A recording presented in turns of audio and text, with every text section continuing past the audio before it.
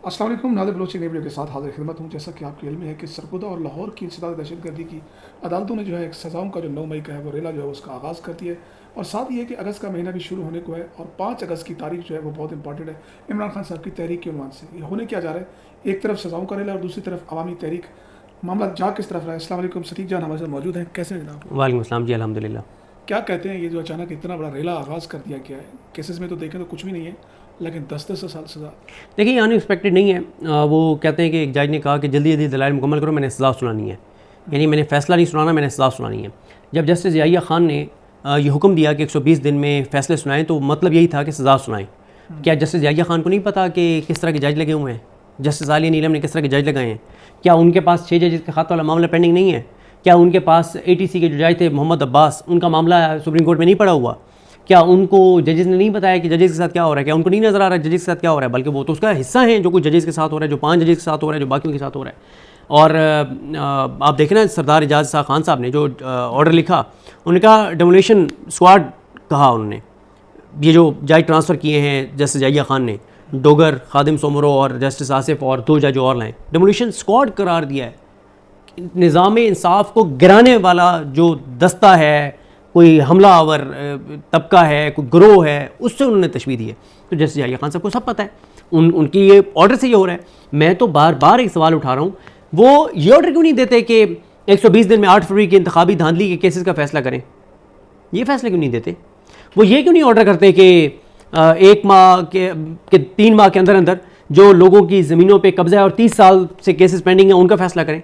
वो ये क्यों नहीं कहते कि रात 10-10 बजे तक जज बैठ के और ये केसेस के फैसले करें? ये जो 25 लाख केस ज़ेर इल्तवा हैं उस पर तो नहीं।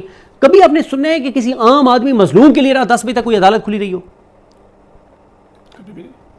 जाबिर के लिए, ताकतवर के लिए, और वक्त के मैं अब क्या लफ्ज़ यूज़ करूँ, मतलब इस निज़ाम के लिए अदालतें खुली हुई है। इतवार को भी खुल जाती हैं। अभी देखें ना, इतवार को जस्टिस अतीक शाह साहब जो हैं पेशावर हाई कोर्ट के, उन्होंने कहा गवर्नर को कि तुम हलफ लो मखसूस नशस्तों वाले से। उसी दिन जब PTI की पिटीशन गई तो उन्होंने कहा जी आज इतवार है, आपकी रिट नहीं ली जा सकती। देखें, आपने सलाबी रेले की बात की थी, आज मैंने वो ट्वीट, मुझे एग्जैक्ट नहीं पता, लेकिन मैं उनका ट्वीट देख रहा था हामिद मीर साहब का। उन्होंने इस तरह से कहा कि ये सलाबी रेला जो फैसलों का है ना, इसमें अदालती निज़ाम बह जाएगा, इस तरह का उन्होंने को लिखा हुआ था। अच्छा, इमरान खान ऑन ट्रायल नहीं है, पाकिस्तान का अदालती निज़ाम ऑन ट्रायल है। आपसे मेरा एक सवाल है, इन 2 फैसलों के बाद इमरान खान की पॉपुलैरिटी बढ़ी है या कम हुई है? लोगों की हमदर्दी हर गुजरते दिन के साथ बढ़ रही है, और क्या हो रहा है? इमरान खान को फ़ायदा हुआ ना, फिर नुकसान तो नहीं हुआ। नुकसान किसका हुआ है? अदालत का, जुडिशरी का, अदालती निज़ाम का, पाकिस्तान का, पाकिस्तान के लोगों का, पाकिस्तान की आने वाली नस्लों का। लोगों का अदालतों पर एतमाद कम हो रहा है, लोग कानून हाथ में ले रहे हैं जो कि नहीं लेना चाहिए। ठीक। डॉक्टर यास्मीन राशिद जैसी खातून के लिए भी इस निज़ाम में कोई नरम गोशा मौजूद नहीं था। नहीं, 2 साल तक सजा भुगतने के बावजूद भी उसके साथ वाली बैठने वाली खवातीन एक प्रेस कॉन्फ्रेंस के साथ बरी हो गई। बिल्कुल ऐसी है। आप देखें ना कि मैं वो देख रहा था अमीर अब्बास साहब का ट्वीट, कुछ चीज़ें मैं आपके सामने रख देता हूँ। अमीर अब्बास साहब कहते हैं 2 साल से ज़ायद 70 साल शामी कुरैशी को 9 मई के मुकदमे में बगैर सज़ा के गिरफ्तार रखने के बाद आज ATC लाहौर ने उन्हें बाइज़्ज़त बरी कर दिया। शामी कुरैशी की 2 साल नाहक और बेजुर्म व ख़ता कैद का हिसाब किस जालिम और फसाई शख्स से लेना है? भाई 2 साल कौन हिसाब देगा? शामी कुरैशी को इस केस में 2 साल से आपने अंदर रखा हुआ है, कौन जवाब देगा? कोई तो जवाब देना। अपनी अलिया के साथ बैठा हुआ था, सबको नहीं पता जब 9 मई का बात। हाँ, कराची में उनकी अलिया बीमार थी, ठीक है, 2 साल आपने उनको नाहक कैद रखा, कौन उनके 2 साल लौटाएगा? फिर आगे अमीर अब्बास साहब कहते हैं कि अगर 9 मई जुर्म था तो क्या एक बेगुनाह बुजुर्ग शख्स को 2 साल गिरफ्तार रखना जुर्म नहीं था? शामी कुरैशी तो मुजरिम साबित ना हो सका, लेकिन उन्हें जेल में रखने वाला मुजरिम साबित हो गया। अब इससे हिसाब कब और कौन लेगा? आयशा भुट्टा ने बड़े इंपॉर्टेंट बात की, PTI की रहनुमा है और बड़ी एक्टिव हैं। वो कहते हैं कि याद रहे कि सिर्फ लाहौर में 9 मई के 14 मुकदमात बनाए गए हैं और आज सिर्फ एक मुकदमे में सजा सुनाई गई है, और यह मुकदमा बाकी मुकदमों से निस्बतन कमज़ोर मुकदमा था। अभी बाकी मुकदमों के फैसले आने बाकी हैं, ठीक है, ये कमज़ोर मुकदमा था जिसमें इतनी ज़्यादा सजा दी है। मोहम्मद उमैर साहब कहते हैं, क्योंकि उन्होंने लिखा हुआ था, साकिब बशीर साहब ने एक ट्विटर थ्रेड लिखा हुआ था, उस पर बड़ी इंपॉर्टेंट बात की मोहम्मद उमैर जो लाहौर के जर्नलिस्ट हैं, कि गुजरांवाला मुकदमे में 5-5 साल की सजा हुई और 1.5 साल से केस हाई कोर्ट समाअत के लिए फिक्स नहीं हो सकता। तो अब तो 10 साल वाले केसेस हैं। आलिया नीलम साहिबा जो हैं वो 1.5 साल से अंदाजा लगा है, 5 साल की इनको 9 मई में सजा हुई, गुजरांवाला को केस ही नहीं लगा रही जमानत का। जस्टिस याहिया खान साहब उनको कहें ना कि 1.5 साल से क्यों आप नहीं सुन रही, 18 माह हो गए, आप सुने, उनको उस केस में नहीं कहेंगे जस्टिस याहिया खान, सजा देने के लिए पीटीआई वालों को कहेंगे। अब फायदा मुराद कहती है, एक टाउट ने लिखा हुआ है कि और गुस्सा बढ़ेगा और सजाएं होंगी, तो उस पर फायदा मुराद कहती हैं कि अस्करी टाउट इस बात पर मोहर लगाते हुए कि इस मुल्क में दलील और कानून नाम की कोई चीज़ बाकी नहीं है। मेरे ख्याल मरियम नवाज खान साहबा ने भी इस तरह का ट्वीट किया हुआ था जिसमें वो यही कह रही थी कि जो टाउट ट्वीट करके कह रहे हैं कि ये इससे सख्त फैसले आएंगे, तो वो टाउट दरअसल बता रहे हैं कि ये अदालतें की कोई औकात नहीं है, और है भी ऐसी। जैसे याहिया खान की अदालतों की, हाँ, कि जैसे याहिया खान की अदालतों की कोई औकात नहीं है, गुस्सा किसी और का है और निकल अदालतों के जरिए रहा है। फिर मोहम्मद उमैर साहब कहते हैं कि सरगोदा का जज एक नई मिसाल है कि एक जज को कैसा नहीं होना चाहिए। अदले फारूकी होता तो ये जज तख्तादार पर लटकाया जा चुका होता। यानी पुलिस ने मुजरिम लिखा तो मुजरिम, मासूम लिखा तो मासूम। बेशर्मो, तुम जज इंसाफ करने के लिए बने हो, पुलिस के कागजात पर अदालत की मोहर लगाने के लिए नहीं। खालिद जमील साहब का आखिरी ट्वीट पढ़ना चाहता हूँ। वो कहते हैं कि अगर रात की तारीकी में पेट्रोल महंगा करने पर वज़ीर-ए-आज़म को चोर कहेंगे तो फिर रात की तारीकी में मिसकैरेज ऑफ जस्टिस, इंसाफ के इसकाते अमल पर क्या कहा जाएगा? ठीक है। तो बात यह है, देखिए इन फैसलों से एक बार ना जो ये फैसले करवा रहे हैं ना, वो ज़रा टेक लगाएं, ठंडा पानी पिएं और अल्लाह को हाजिर नाज़िर जान के ना 2 मिनट सोचें, 10 मिनट सोचें, घंटा सोचें, 2 घंटे सोचें, अकेले बैठ के ठंडा पानी पी लें या कोई भी सेवन अप, पेप्सी, कोई भी बोतल पीना चाहते हैं वो पिएं और ज़रा रिलैक्स हो के बैठें खामोशी के साथ और सोचें कि ये जो हम फैसले दिलवा रहे हैं इमरान खान के ख़िलाफ़, इससे नुकसान किसका और फ़ायदा किसका? और इमरान खान को तो फ़ायदा हो रहा है। अब मुझे बताएं, मलिक अहमद खान भच्चर, वो दुनिया में कहीं चले जाएं, उनकी आने वाली 7 नस्लों का भी एहतराम होगा, लोग झुक के मिलेंगे। मैं आपको एक वाक़या सुनाना चाहता हूँ, यानी इन लोगों का जिनको हो रही हैं सज़ाएँ हो रही हैं तो ना कैद में, उनके एहतराम की बात बताता हूँ। मैं घर से निकल रहा था, मुझे ना कहीं बहुत अर्जेंट पहुँचना था और मैं ना बहुत लेट हो गया था। तो मैं ना अभी घर से निकल रहा था तो मुझे आके बताया किसी ने कि वो बाहर कोई बंदा आया हुआ है। मैंने कहा यार मैं तो, यानी दोस्त हैं तो उन्हें पता होता है कि वो कॉल कर लेते हैं या उन्हें पता होता है कि मैं कहाँ बैठा हूँ, वो आ जाते हैं। तो वो तो कभी बेल नहीं देते, तो वो ड्राइंग रूम में आ जाते हैं, उन्हें पता है कि यहाँ हम सारे दोस्त बैठे होते हैं। तो मुझे एकदम ना मैंने कहा यार कौन आ गया ऐसे बगैर बताए ना, और क्योंकि असल में मसला ये नहीं था, वैसे कई बार दोस्त आ जाते कोई मसला नहीं। उस वक्त ना मुझे बहुत, मैं पहले था कि मैंने कहीं पहुँचना है, मैं ना बाहर आया तो मुझे ना एक बंदा सामने खड़ा था, उसने मैं हाथ मिलाया तो मुझे बड़ा गुस्सा आया कि यार ये कौन बंदा है जो एम ही आ गया ना। वैसे भी आजकल आपको पता है ज़रा हालात इस तरह के कि वैसे ही बंदा कहता है यार ये कौन बंदा आ गया। तो मैंने उसे हाथ मिलाया, मैंने कहा जी। तो उसने कहा जी मैं ये मेरा नाम है और मेरे भाई को फ़लाँ केस में सज़ा हुई है और ये उनका नाम है, मैं उनका भाई हूँ।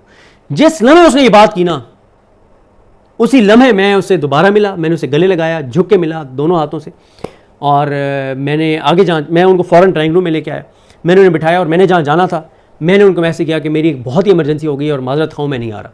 उसके बाद 4-5 घंटे में उनके साथ बैठा, मैं एहतराम से उनके साथ पेश आया, बड़े मोहब्बत और प्यार से पेश आया कि यार ये वो लोग हैं जो जिन्होंने कुर्बानियाँ दी हैं। हमने क्या कुर्बानियाँ दी हैं, ये वो लोग हैं। यानी देखें ना कि कितना एहतराम है उन लोगों के लिए, पूरे पाकिस्तान, पूरी दुनिया के पाकिस्तानियों में।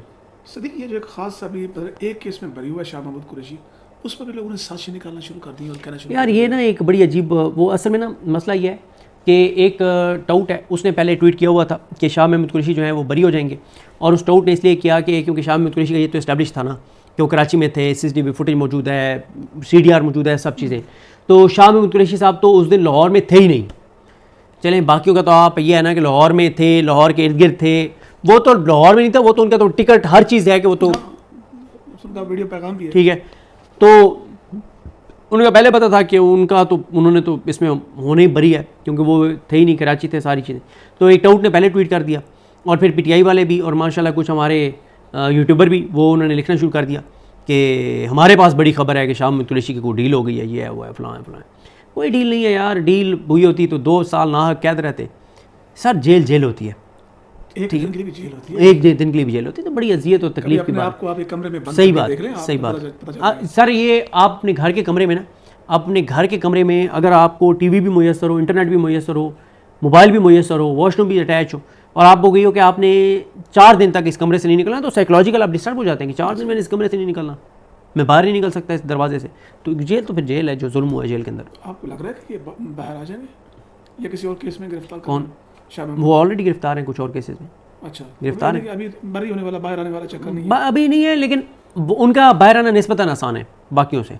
दुरुस्त है। 5 अगस्त की तहरीक को कैसे देख रहे हैं इस फैसले के बाद? देखें, पीटीआई चाहे तो इन फैसलों को 5 अगस्त की तहरीक के लिए खाद के तौर पर इस्तेमाल करे, वो भी डीएपी जो भी मुझे, मैं क्योंकि ज़राअत मेरा शोबा नहीं है, यानी वो खाद जो सबसे तेज़ी से असर करती है और सबसे मौसर होती है और सबसे ताकतवर होती है, कि आप लोगों को बताएं कि ये हो रहा है सर आपके मुल्क में जनाब, ये हो रहा है, नहीं निकलोगे नुकसान तुम्हारा हो रहा है, तुम्हारी आने वाली नस्लों का हो रहा है। इस हुकूमत को मजीद ताकतवर बनाया जा रहा है, जो हुकूमत पेट्रोल को 150 से 300 के करीब ले आई है, डीजल को 150 से 300 के करीब ले आई है, जिसने बेरोजगारी पाकिस्तान की तारीख की बुलंदतरीन सतह पर ले आई है, करोड़ों लोगों को बेरोजगार किया है, करोड़ों लोगों को खतरे गुर्बत से नीचे ले गई है, जिसने हेल्थ कार्ड बंद किए हैं, जिसने तुम्हारे पर जुल्म किया है, जिसने किसान को 22 अरब का नुकसान पहुंचाया है, जिस हुकूमत ने जो है वो इंडस्ट्रीज फैक्ट्रियों को बंद कर दिया है, मिलों को बंद कर दिया है, बिजली महंगी कर दी है, रोजगार तुमसे छीन लिया है, इस हुकूमत को मजबूत कर रही हैं ये अदालतें ऐसे फैसलों से, और फैसले कराने वाले इस हुकूमत को मजबूत कर रहे हैं, मरीम नवाज को मजबूत कर रहे हैं। इससे आप अंदाजा लगाएं लोगों के अंदर कितनी और नफरत बढ़ेगी। तो आज के उनके रिस्पांस में प्रेस कॉन्फ्रेंस की गई है, इनकी तरफ से लग रहा है कि ये देखिए, मैं आपको बताऊं ना, पीटीआई सिर्फ एक काम करना है, एक पहले नंबर पे पीटीआई को इंटरनल लड़ाइयों को बंद करना है, इंटरनल लड़ाइयों से निकल आए, अब टाइम नहीं है इंटरनल लड़ाइयों का। दूसरा, पीटीआई को ना अब मौसर अंदाज में सबको सिंसियरिटी के साथ अगर इनकी लीडरशिप काम करती है तो ग्राउंड तैयार है, ग्राउंड तैयार है, हर शख्स तंग है, मैं तंग हूँ, मेरे हालात ख़राब हैं, मुझे सिर्फ आपने मोटिवेट करना है कि भाईजान मेरे साथ निकल के डी चौक तक आ जाओ, वैसे भी तो मर रहे हो ना, वैसे भी तो तुम्हारा गुजारा नहीं है, वैसे भी तो आ जाओ ना यार मेरे साथ, बाहर निकल के बात तो करते हैं, आवाज़ उठाते हैं, तो कायल करने की बात है, लोग निकल सकते हैं। असल में ना मैं देख रहा हूँ कि पाकिस्तान के लोग ना या तो किसी मुआवजे के इंतज़ार में या किसी हादसे के इंतज़ार में, तो हम तो मुआवजे की दुआ करते हैं, अल्लाह करे को मुआवजा हो। हाँ, हादसे में तो मुल्क भी टूट जाता है, ठीक है, हादसा तो ज़ाहिर मुल्क के लिए ठीक नहीं है, लेकिन ये हुकूमत और ये निज़ाम चीज़ों को बिल्कुल उस तरफ लेकर जा रहा है क्योंकि हादसा हो। शहबाज शरीफ की हुकूमत में लग रहा है कि इनके कुछ हाथ में है, वैसे ये ऑफ द रिकॉर्ड तो मैं कहते हैं ना, हम तो कुछ है ही नहीं, सारे वो कर रहे हैं, मैं ना फिर टीवी चैनल पे आकर डिस्कस भी कर रहे मैं हैं, ना फैसला आइन के मुताबिक, मैं ना कानून के मुताबिक। अतर मिनल्ला साहब जो है ना, उनसे इस मामले में इत्तफाक करता हूँ। सर मैं क्यों बार बार लोगों को कहता हूँ कि यार इन जजेस का नाम लिया करो, अरशद जावेद का नाम लो, नईम शेख का नाम लो, ताहिर अब्बास सिप्रा का नाम लो, जस्टिस याहिया खान का नाम लो, जस्टिस आलिया नीलम का नाम लो, जस्टिस बाज़ रिजवी का नाम लो, खादिम सोमरो का नाम लो, ये इसका जस्टिस आसिफ का नाम लो, सरफराज डोगर का नाम लो। मैं क्यों लोगों को कहता हूँ इनका नाम लो? देखिए, ये तो यानी अगर अब मैं ये झूठ बोलूँ कि इस्टेब्लिशमेंट नहीं करवा रही, तो कुरान मजीद में क्या है कि झूठों पर अल्लाह की लानत हो, झूठ तो बोल नहीं सकते, और सच यही है कि सब कुछ इस्टेब्लिशमेंट करवा रही है, लेकिन इस्टेब्लिशमेंट क्या खुद कर रही है? इन्हीं के जरिए करवा रही है ना, और इन पॉलिटिकल पार्टीज के जरिए करवा रही है ना। देखें, पॉलिटिकल पार्टीज क्या करती हैं, पॉलिटिकल पार्टीज ये करती हैं कि इमरान खान को लेते हैं, पीटीआई के ब्लेंडर्स थे, ऐसा नहीं कि नहीं थे, लेकिन पीटीआई ने बाद में क्या कहा, वो तो सारा कुछ जनरल भाजपा कर रहा था, अब भाजपा सब जा चुके हैं, पीटीआई पर रिज्यूम हो गई, ऐसे ही है। सर अतर मिनल्ला साहब कहते थे कि पॉलिटिकल पार्टीज़ को ना जो गवर्नमेंट में है उनको कभी भी स्पेयर मत करो, ये ना कहोगे तो एजेंसियाँ करवा रही हैं। अच्छा, तो एजेंसियाँ किसके माते आते हैं? आपके, हुकूमत के। सर जब आप इन पॉलिटिकल पार्टीज़ का नाम बार बार लेंगे ना और इनके चेहरों को बेनकाब करेंगे और इनको लोगों के सामने ला खड़ा करेंगे, तो उसका फ़ायदा क्या होगा? लोग इनको और इनकी आने वाली नस्लों से भी सियासी कीमत वसूल करेंगे, एक निशानी इबरत बन जाएंगे ये लोग कि जो इस तरह की घटिया हरकतें करेगा तो वो उसका आखिरी इक़्तिदार होगा। अब आप देखें ना, अगर ये इबरत हासिल करना चाहें तो हो तो इनके साथ बहुत गई है। इनका कोई एमएनए एमपीए कोई टिकट होल्डर नून लीग का, वो अपने शहर की किसी जामे मस्जिद में जुमा पढ़ने नहीं जा सकता, वो किसी शहर की किसी बड़ी मस्जिद में नमाज ईद पढ़ने नहीं जा सकता, वो किसी राश वाली जगह पर जाके चाय नहीं बैठ के पी सकता, वो दुनिया भर में कहीं नहीं घूम सकता। अगर ये इबरत हासिल करना चाहते तो ये काफ़ी था, लेकिन मेरा ख्याल है कि जो चीज़ें हो रही हैं उसमें ज़रूर बताना चाहिए कि ये चीज़ें हो रही हैं। चलिए, तो पाकिस्तान की बात होगी। अब ओवरसीज़ क्या देख रहे हैं? बड़े बड़े एक्टिव थे कि वो वहाँ पे कैंपेन कर रहे थे, जोड़ तोड़ कर रहे थे। अभी रिसेंट में हमने सिर्फ जुल्फी बुखारी साहब को देखा कि वो वहाँ पर एक्टिव नजर, और केस को भी कांग्रेस में रिप्रेजेंट किया कमेटी में। 5 अगस्त को भी आपको ओवरसीज़ पाकिस्तानी एक्टिव नज़र आएंगे, और 5 अगस्त से जो मोमेंटम बनेगा उसके बाद आपको फिर ओवरसीज़ पाकिस्तानी बहुत जो है वो एक्टिव नज़र आएंगे।